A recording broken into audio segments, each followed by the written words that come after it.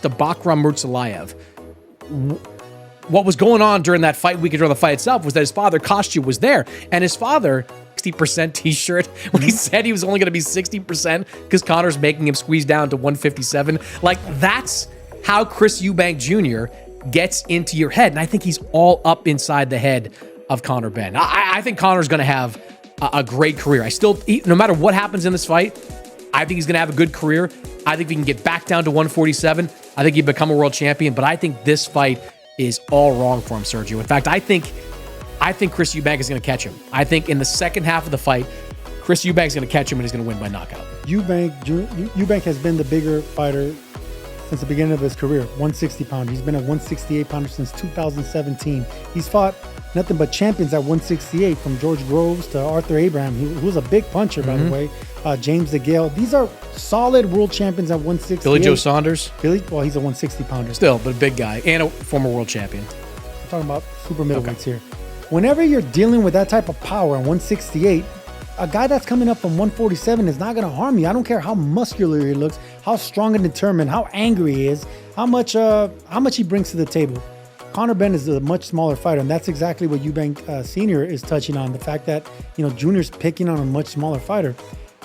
Their last name is making this fight good. The promotion is making this fight great. And the nostalgia that the old generation of fans want to see the young guys do this. And then, of course, they have the young generation that have been following them. There's a lot of things going on, but I love the mind games. And the fact that Chris Eubank Jr. has mastered that. He's a classy pro, a classy troll. He's a professional at it. He knows how to use the right words, the right tone, where he's putting you down. Like you said, he's making him seem like he's below them. I would hate it. It would get to my skin if someone and he's a big dude, he's a tall, muscular guy, handsome, and then all of a sudden he comes with that British accent. Would you stop trying to do... Man, that is so demeaning. You sound like Mr. Belvedere. Well, I'm just trying. Okay. I'm trying. Right. But it would make me more angry coming from that accent, and it just seems like it's very king-like, and he's making me out to be like a peasant or a servant.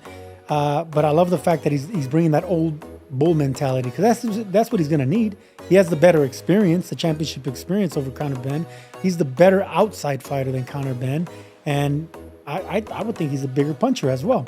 So he has all three of those coming to the table, and that's the reason I think I'm with you. Eubank is going to be a little bit too much. It's still going to be a great fight. It's gonna sell. I'm gonna be watching, but I think Eubank Jr. is gonna have his number.